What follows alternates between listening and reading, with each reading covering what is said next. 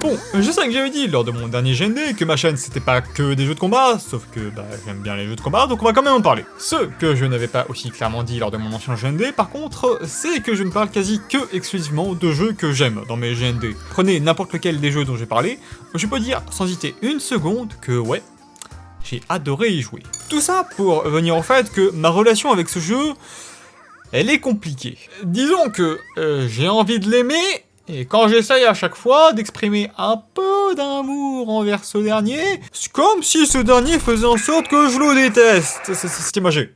C'est imagé, pas la peine d'écrire un message sarcastique sur le fait que le jeu n'a pas de conscience, j'en ai moi-même, aussi ironique que cela soit-il, conscience. Mais au final, avec le temps, je voulais me fixer moi-même sur pourquoi j'ai une relation si particulière avec ce jeu, et quoi de mieux pour ça que de le faire en vidéo. Mais avant toute chose, je rappelle que c'est un GND, donc avant qu'on passe au gameplay, générique!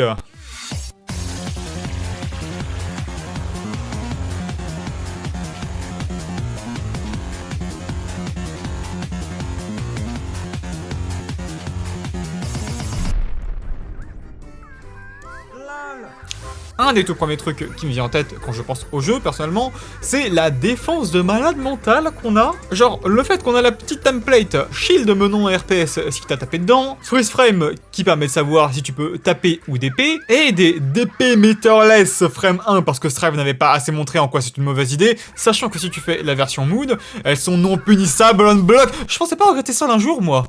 Sans compter d'autres petits trucs à la con, genre le fait que ce jeu a une protection contre les cross-up. Faut le savoir. Et sinon, je veux bien qu'on ait également une offense encore plus malade mentalement que ceux qui pensent que Sol n'est pas au minimum top de Source Thrive. Sauf que, au bout d'un moment, quand t'as une solution pour tout qui ne consiste pas à bien bloquer, quand c'est à mon tour d'attaquer, je me sens sans option. Donc déjà, mes premiers souvenirs de ce jeu, il me faut du bien. Mais scrutons les mécaniques de ce jeu. Peut-être que j'y retrouverai le petit truc qui m'a fait plu. Peut-être. Bon, déjà, le premier truc à savoir, c'est que la barre de metteur dans ce jeu ne descend pas entre les rounds.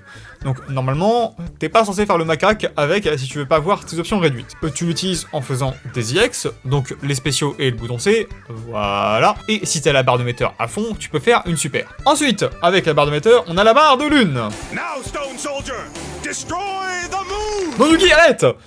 Attends, moi que je finisse d'expliquer ce que ça fait. La lune nous sert à faire d'autres types de spéciaux que A, B et C pour faire une autre version qui rend les DP safe on block. Elle sert aussi à faire un petit time stop, histoire de savoir si l'adversaire, en offense, a le droit à avoir la peste ou le choléra. Je te laisse reprendre, Yugi. Now, Stone Soldier, destroy the moon! Vous pouvez rentrer en hit mode en appuyant sur A, B et C en même temps, ce qui va créer une explosion imbloquable, qui est parfait pour vous faire sortir de pressure et va accessoirement buffer vos dégâts, réduira le coût des IX et vous faire récupérer petit à petit votre vie récupérable. Oui, quand on perd des PV, une partie à chaque fois peut être récupérée dans ce mode tant qu'on ne se fait pas taper. Bien mécanique ever d'ailleurs. En général, j'ai tendance à détester toutes les mécaniques comme ça qui permettent de faire regagner des PV. Lowain, je te déteste. Et si vous avez les combos qui s'incorporent, vous avez une super spéciale à ce mode qui fait encore plus mal. Sachant que cette dite super, et ben vous y avez aussi accès si vous faites un shield qui passe lors de ce dit mode. Du coup, quasiment personne, chaque fois, cherchera à taper vu que du coup ils ont tous peur du shield. Bref, c'est chiant. Dans tous les cas, ce hit mode est une mécanique de comeback qui vous aide votre metteur si vous n'arrivez pas à tuer votre adversaire avant la fin du mode. Au moins là-dessus, il y a une justice. A savoir également qu'au deuxième et troisième round, le perdant du round, bien joué à ceux qui ont deviné, se verra avoir une petite barre de metteur supplémentaire. Outre le fait que ça me fait un peu rire, en mode c'est un lot de consolation le truc, le jeu est à deux doigts de faire un petit peu de patte à ton personnage pour dire mais oui, t'en fais pas, t'es compétent. Ça fait surtout bizarre de récompenser le perdant du round avec un avantage, genre. Encore une fois, quand t'as pas réussi un truc, ça me semblerait normal que le jeu t'encourage pas dans cette direction. Ce serait tout aussi débile que de donner à un personnage un passif qui lui donne des spéciaux boostés aux stéroïdes parce qu'il s'est fait tabasser plus... Oh... Et je vous emmerde, French Vlad. Je m'attarderai sur les passifs quand je présenterai les personnages, mais sachez que certains personnages ont leurs petits trucs à eux qui affectent plus ou moins leur gameplay. Avec tout ça, j'ai normalement fait le tour des mécaniques de ce jeu. Et du coup, la plupart d'entre elles, quand je les vois, elles m'ont touché de se faire bouger l'autre.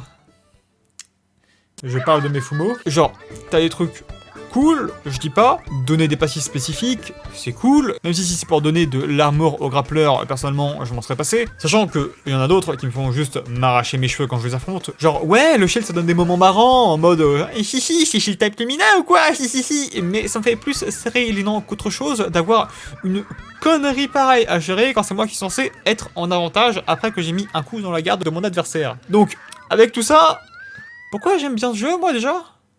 Bah, ça va être compliqué à expliquer, car quand on est dans une vidéo, je ne peux évidemment pas vous donner le contrôle du jeu, mais c'est le feeling global quand on se déplace et qu'on commence à mettre des phases à son adversaire. J'avais dit au début de mon GND sur SF6 que l'un des points importants pour moi dans un FG, si ce n'est le plus important, c'est le feeling. Et ce jeu maîtrise parfaitement ce sujet. Il a parfaitement compris que ce qui se passe à l'écran se passe vite. Il y a un nombre de petits trucs qui se passent à l'écran qui en est limite maladif, mais le jeu joue justement là-dedans avec plein de petits effets pour justement rajouter un minimum d'impact dans cette myriade de coups qui aurait été sinon bien fade. Cela va à de très simples effets de lumière, très simples mais très jouissifs, cela dit. On peut retrouver le même genre d'effet dans Strive qui jouait 100% là-dessus, sachant qu'avoir un petit effet comme ça sur chaque coup, on pourrait dire dans la théorie que ça rendrait le jeu complètement illisible, mais honnêtement, je pense qu'ils ont assez géré pour que ça rende assez bordélique pour que chaque coup ait une impression d'importance sans rendre l'action illisible.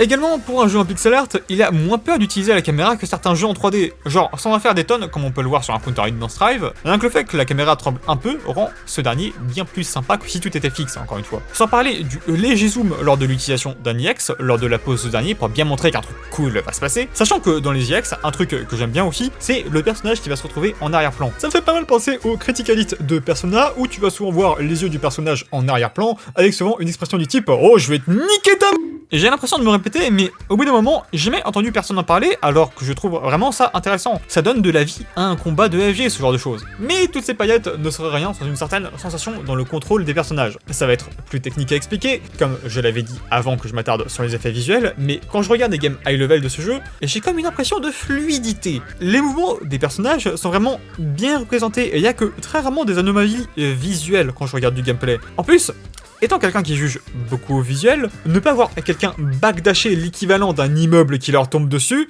eh ben perso ça me fait du bien. Ça me fait assez bien pour que je me sois surpris à juste regarder des replays de tournois pendant un moment avant que je me surprenne qu'un set soit terminé, quand la régie change de scène pour montrer les joueurs. Ça m'arrive que dans peu de FG de me plonger dans un set sans vraiment y mettre du mien. Les personnages vont également très vite et permettent de se mouvoir à peu près correctement sans passer une centaine d'heures rien que pour faire les trucs basiques. N'est-ce pas mêlé? Et outre le fait que ça va bien avec le nombre de bullshit à la seconde que les personnages de ce jeu peuvent te vomir, fun fact d'ailleurs, maintenant il y a réellement du dash block dans ce jeu, donc outre le fait qu'on peut enfin vivre contre certains personnages sans avoir abusé de cette merde, je trouve que c'est toujours cool de naviguer avec les persos maintenant, sachant que les contrôles aériens qui nous font se sentir comme une millier sous hormones sont toujours là. Donc perso, j'aime juste bien bouger dans ce jeu, c'est fun. Maintenant parlons de la deuxième raison pour laquelle j'aime bien ce jeu, c'est personnages.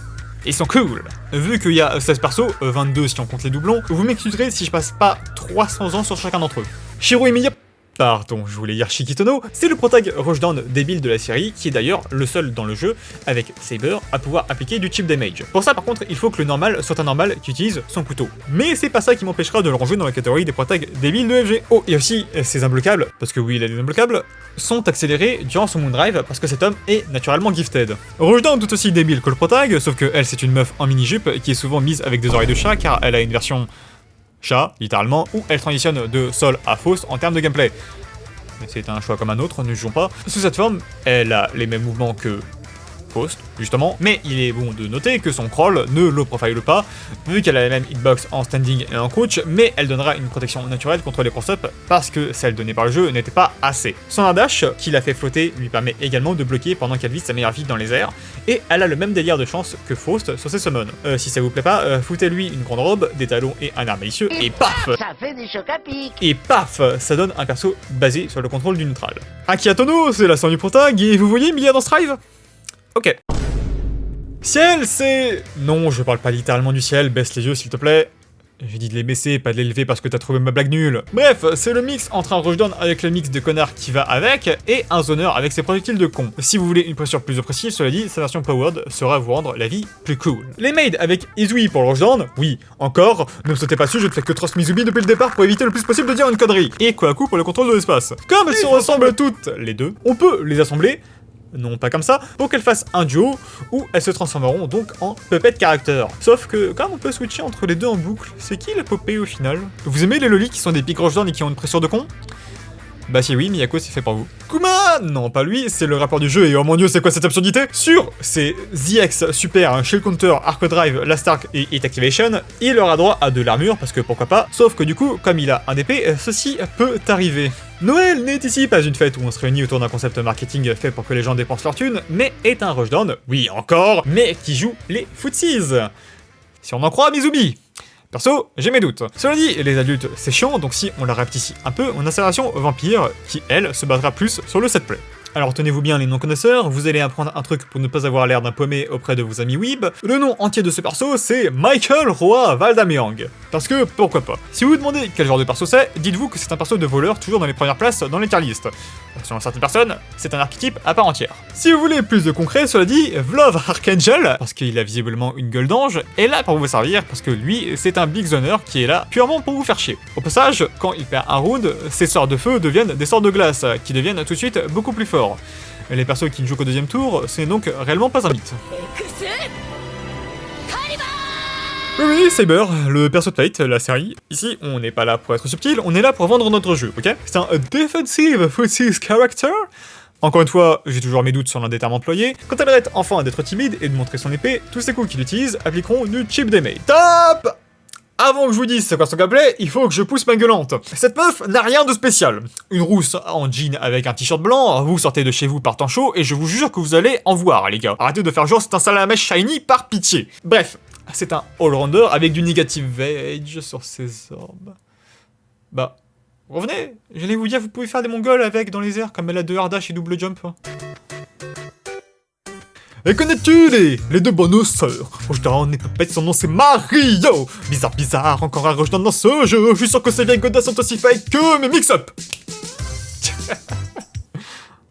100% ce n'est pas du tout en rythme, mais c'est pas grave. Son nom c'est Mash.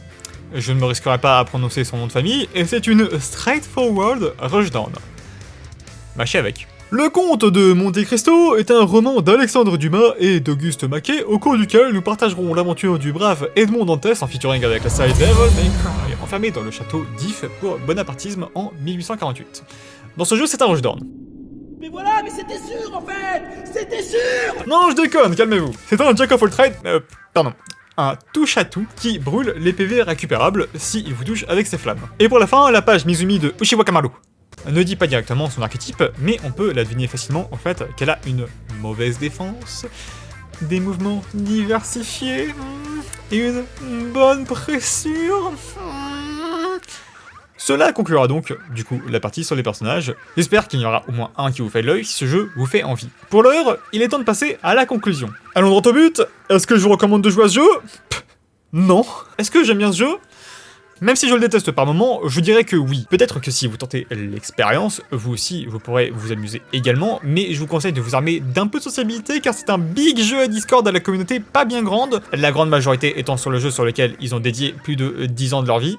Donc, vraiment, il n'y a pas autant de joueurs que sur Strive, ou encore moins Street Fighter 6, donc vraiment, ne vous attendez pas à pouvoir aller en ranked et trouver des gens. C'est d'ailleurs pour ça que je ne le recommande pas, parce que vraiment, c'est mort. Si vous n'avez pas Discord, c'est mort, ne rejoignez même pas, c'est terminé d'avance. Et du coup, sur ces braves paroles, bah j'ai plus rien à dire.